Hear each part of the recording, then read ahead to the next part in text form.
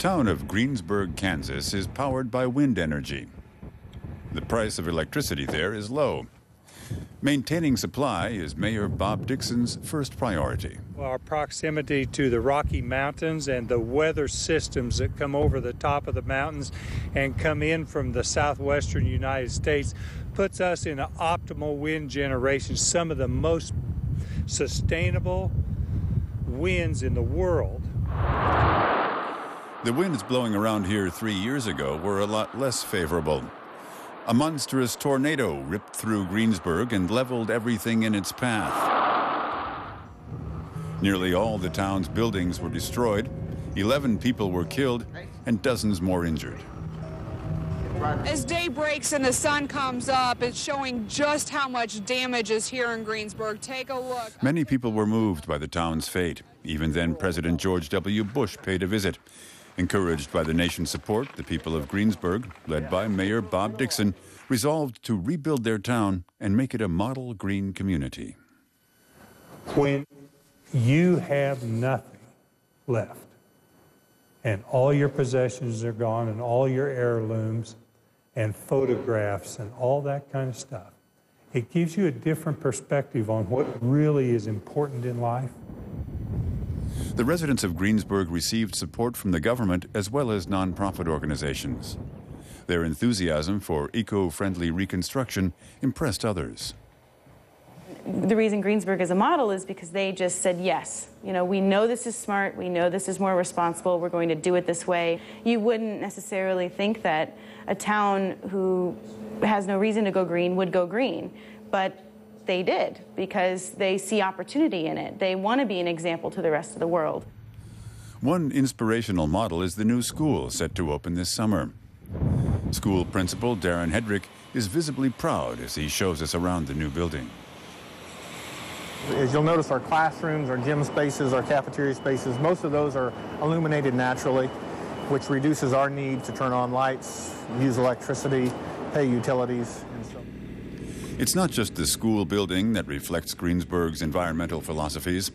Even the lesson plan will follow a green agenda. There's a lot of educational things that will take place in the school, and not just English and social studies and history and math and science, but also learning that takes place with regard to how to live sustainably, how to design things, how to use green technologies. Green technologies were also used in the construction of the new hospital. It even has its own wind generator. Hospital Director Mary Sweet is deeply committed to the principle of sustainability. We built these gutter systems. They collect the rainwater off of the roof. The whole roof drains down into these gutter systems, and then it flows down this chute, and then it drains into our cisterns. But certain factors also prevent hospitals from striving to be 100% environmentally friendly. Hospitals sometimes can't go as green as some buildings. If you look at some of the green specifications, it talks about recirculating the air so you don't have to heat new air.